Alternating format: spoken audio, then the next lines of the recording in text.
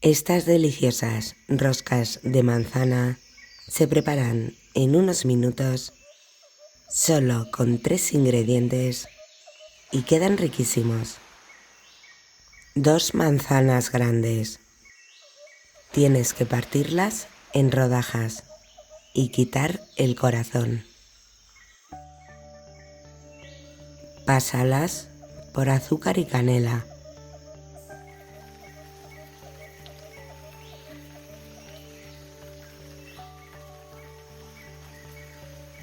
Una plancha de hojaldre.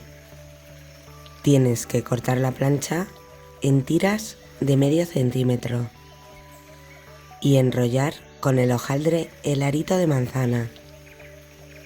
Precalienta tu horno a 180 grados con calor superior e inferior.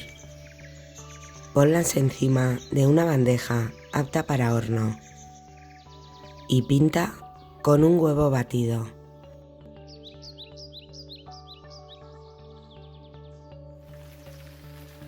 En el horno a 180 grados 25 minutos.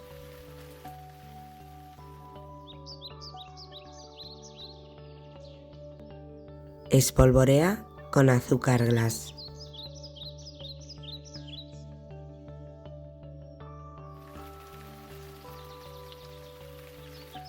Esta receta queda increíble.